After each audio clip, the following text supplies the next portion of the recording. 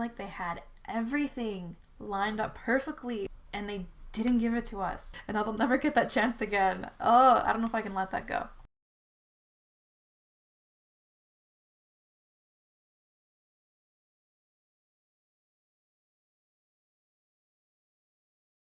Hey fellow Force users, what is up? It's AhsokaTanoFan and welcome back to my YouTube channel. First things first, I really wanted to say thank you a lot for the feedback and the comments on my Victory and Death series finale reaction and review. I was not expecting it, to be honest, and in all honesty, I was actually a little on the fence with even doing the whole cosplay thing. I didn't know if it would be a little bit on the extra side, but no, it means a lot that you guys really liked it, so thank you again for that.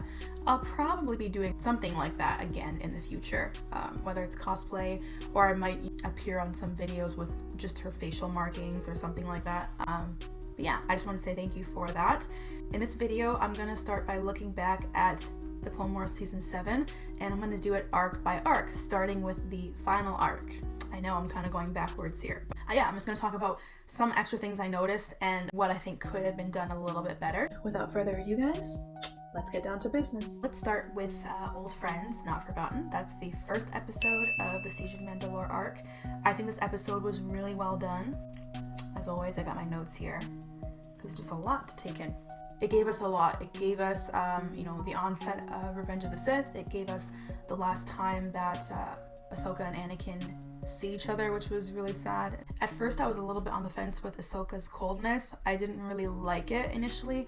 Looking back at it, I kind of understand though why she was like that. Obviously, she's a different person now. She's no longer the Jedi Padawan that she was. I am happy though that she warmed up to Anakin towards the end because I always looked at him as being her biggest supporter, and he really was with her and there for her during that whole time when the Jedi Order turned against her. Obi Wan, I actually kind of liked the exchange that she had with him. She was really challenging him and, also challenging the Jedi, and she was saying, as usual, you guys are playing politics. And that's kind of a side we never really saw of the Jedi in the movies. That's a perspective the Clone Wars gave us. It goes to show that the Jedi are really supposed to be peacekeepers. They're supposed to be maintaining the peace and helping people no matter what, which is Ahsoka's motto. But instead, maybe they aren't really doing that, and maybe in fact they're kind of just helping when it's politically convenient for them. So that was a really good point that was brought up in the episode by Ahsoka. I love the whole battle sequence kind of towards the end of the episode when they're about to begin the Siege of Mandalore. The music that was playing, I'm pretty sure that was a parallel to the beginning of Revenge of the Sith, in which the music was similar there, and that was kind of a nice way to show us, what point we're at in the movie in comparison to this episode. Yeah, looking back at it now, I probably shouldn't have given it an 8 out of 10. It was probably, it was definitely more of a 9.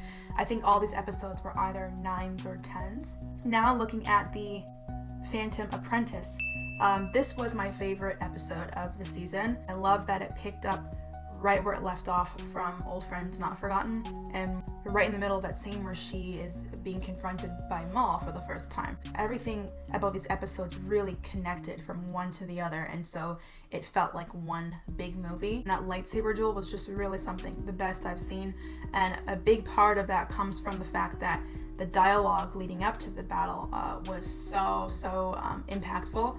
And it was just really well done. Everything that Maul was saying about what's to come and the meaning of justice, that was really terrific, and it just gave so much more meaning to that duel, and you kind of almost relate to Maul a little bit during that scene. You could kind of see where Ahsoka was coming from when she was considering helping him, but then of course that was until he said he was gonna kill her master, and then she was like, nope, no way.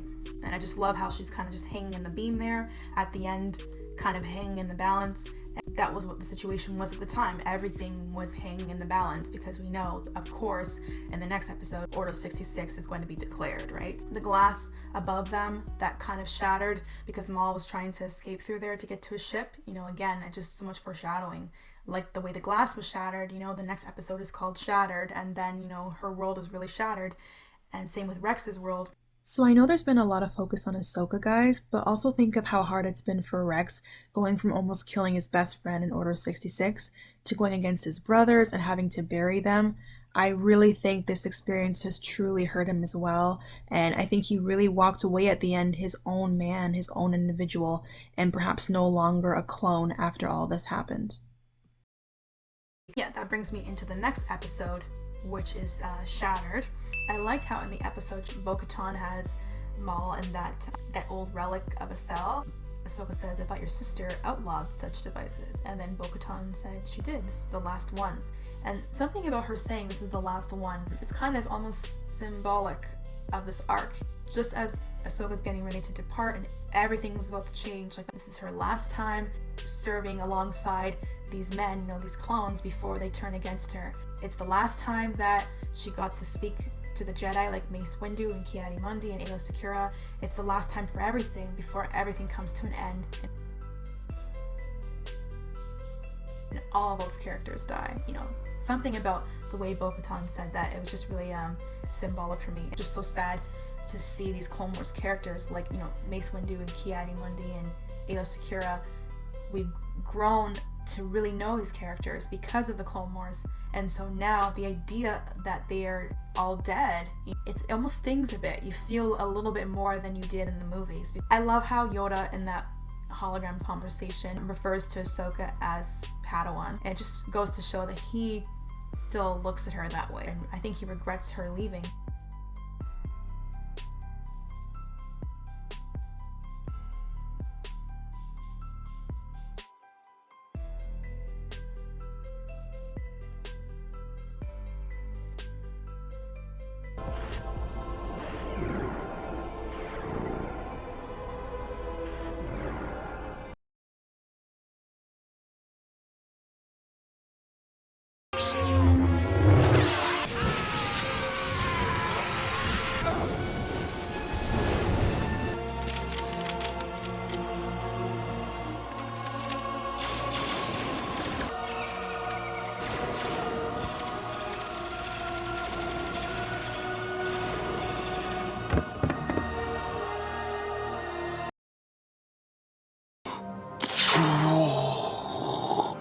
Another thing I noticed actually was when Maul was in that cell, the way he breathed kind of sounded like Vader.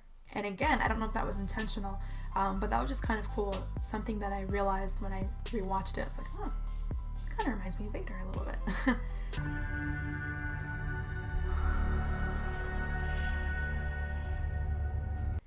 I could literally watch that scene where she senses the onset of Order 66 to when it's declared, to when she's deflecting blaster bolts from the clones. I could watch that scene over and over again. So well done. I don't have anything negative to say about that part. And then again in Victory and Death, just to see that carry on into that next episode, and Ahsoka and Rex, and see how they were able to make their escape in the end. It was just really good. I like the whole idea of the ship crashing, and it just really was so much symbolism and parallel to the fact that the Jedi Order and the Republic, everything was coming to one big crashing end.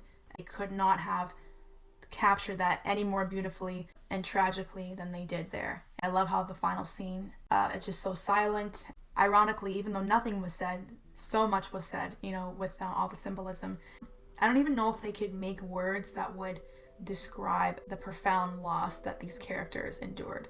It's almost just better that they left it completely silent and no dialogue, and that just spoke the most volumes for me. Love how Rex and Ahsoka took the time to bury those clones, despite the fact that they were trying to kill them, and it just shows how much they still mean to them, and they really look at those clones as it being, not their fault. And yeah, that was just a really sad scene. It still gets me a little emotional thinking about it. That's why I had that reaction that I did. Actually, one thing I noticed when we were watching it was when the scene transitions from Ahsoka to Vader, for a split second, the outline of her cloak and then the entrance of the ship, it almost looked like Vader. I don't know if anybody else thought that too. I don't know if that was intentional or not, but if so, that was brilliantly done. And then the way he walked away there and the helmet, I think the helmet symbolizes so much. And not only symbolizes the clones and the Republic and everything that Anakin fought for and believed in, but I think it symbolizes Ahsoka too, because the helmet has her markings on it. So it's really cool how they did that. In that one helmet, they symbolized everything that Anakin / Vader was walking away from. You guys imagine if we didn't have Rebels and this was the ending of the Clone Wars that we got initially, because they very well could have ended Rex and Ahsoka's story right then and there. So many times they could have died on the ship, and then Vader really could have found their real graves. You know, that would have been so sad as well. But again, you know, I'm glad they did it the way they did. 10 years ago, people just speculated because Ahsoka and Rex weren't in episode 3, they had to be dead. I like that they actually took the effort to come up with a storyline and tie it into the movie rather than just saying, oh, I'll just kill them off. So overall, I think this arc was amazing. However, I do have one idea as to how they could have done things a little bit differently. There was no Ahsoka and Maul team up. I feel like they had everything lined up perfectly for a team up, and they didn't give it to us. And I'll never get that chance again. Oh, I don't know if I can let that go.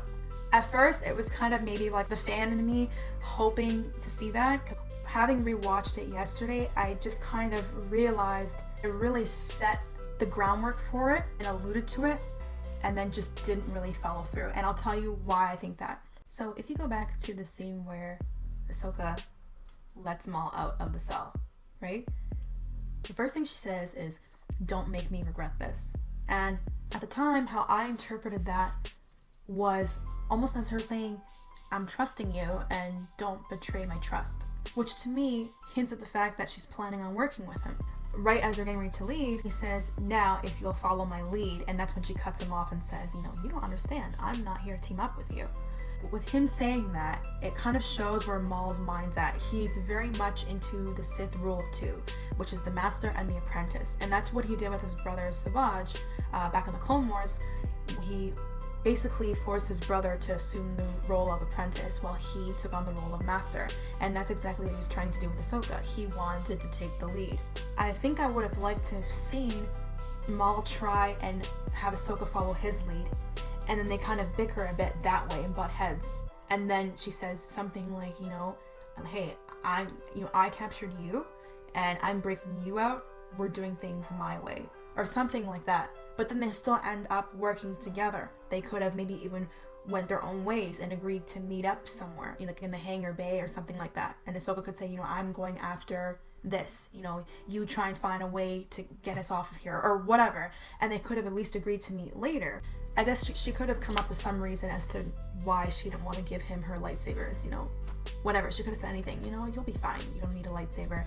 And then many of the same things could have still happened with the idea in mind that they're planning on escaping together. They could have had Maul meet up with them later, and then Rex sees Maul, is immediately on the defensive, and is wondering why he's out, and then Ahsoka would then proceed to say, "Okay, well, I let him out, and here's why. We need to work together if we're going to get off of this ship." At some point, I think it would have been interesting to see all of them fighting together against the clones, maybe doing it Ahsoka's way, like trying not to kill them. And he could have even done the same thing with the hyperdrive, kind of doing his own thing. Maybe she doesn't agree with him doing that, maybe they argue about that.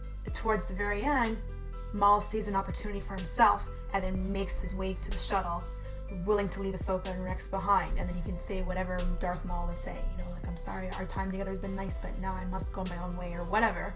And then he could have betrayed them. It would have shown the fundamental difference between the two of them, which is the fact that Ahsoka is always looking out for other people and wanting to help other people, while Maul is looking out for himself and always wanting to help himself. And thus the reason why working together with the two of them never works out. I think I would have liked to have seen that, rather than Ahsoka just kind of like throw him to the wolves from the get-go. I don't think that really works, because it kind of brings into question what her plan was, right? What would have happened if her and Rex were successful in getting to the shuttle? She would have left just with Rex and then left Maul there to die, so she broke him out to kind of send him to his death, because that's not really in Ahsoka's character. I think it's almost more in her character for her to try and work with her enemies in this unprecedented time to find an escape plan, and then end up being betrayed by Maul, because Maul already betrayed his own men. So it would have made sense if we saw him betray Ahsoka in the same way. Ahsoka and Bo-Katan used to be enemies, and yet when Bo-Katan reached out to her about working together, she was so open to that, right? I kind of feel like, given the fact that Order 66 happened and you and Maul are both on the same ship and he warned you about this, it just makes sense that they would try and work together. That's really the only issue I had with this arc. I don't think they'll ever get another chance again to show us an Ahsoka and Maul team up. That was really the only opportunity, and I think they kind of dropped the ball a little bit on that one. I have spoken. And then of course in that final scene with Vader, a lot of people had said afterwards that his eyes looked blue in that one shot. And I gotta be honest, I feel like I don't see it. I didn't notice it the first time, and when I was rewatching it, I literally stood right up against my TV screen. I was like, but I feel like I wasn't really seeing any color. I don't know, maybe that's just me though. But what I will say about that is I think it was kind of a nice touch to show us a little bit of Vader behind the mask, aka Anakin. So we're seeing a little bit more of Anakin in that scene, which I think is very telling. And I will say that if his eyes were blue, I just think that that would kind of, symbolize the fact that this is the last bit of Anakin we're seeing. And then once he picks up that lightsaber and he perhaps comes to the conclusion that Ahsoka is gone, then after that he fully becomes Vader. And then I guess his eyes would go yellow after that. That's the one thing I will say about that. But yeah, personally, I did not notice his eye color. In Rebels, when Ahsoka and Vader do meet, when she says, I won't leave you, not this time, I'm wondering now exactly what she's referring to, because at first, at the end of season 5, I thought she meant the way she left the Order. She's not going to leave him like that. But after watching this final arc, that could mean a couple things. He knows that she's not dead, obviously, by that point, so she could mean, I'm not going to leave you like that again, like fake my own death. Or she could have meant the last time they saw each other, didn't leave him, but they parted ways. He went to go rescue the Chancellor and she went to go capture Maul. And that statement has multiple meanings now. Overall, again, this arc was terrific. It was really well done.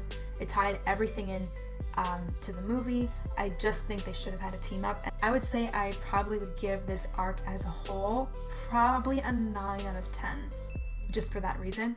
Let me know what you guys think, because maybe I'm just tripping, and maybe it was better off the way that it is. I know that these guys know what they're doing, the writers, but that's just kind of what I personally would have liked to have seen. But everything else was great. We had some good moments from Bo-Katan as well, and Gar Saxon and Rook Cast. They did a really good job at giving those characters their screen time and their moment to shine as well, while giving us that long anticipated and awaited duel between Darth Maul and Ahsoka. I still would say I look back at that arc and I think it's a very fitting end to the series. So that's it for this video, guys. In my next video, I'm going to be just going back to look at the Ahsoka walkabout arc. Again, I'm kind of going backwards. And then I'm also going to look at the Bad Batch as well. I did not review those because I actually started this channel halfway into the Ahsoka walkabout arc. So I'm going to be going back and kind of just giving a quick review on those. As always, guys, again, don't forget to leave a like, comment, and subscribe. As always, I will respond to the comments. I love hearing from you, and I will respond back as well. And until next time, guys, take care. See you in the next video. Look what it says. Free throat hugs.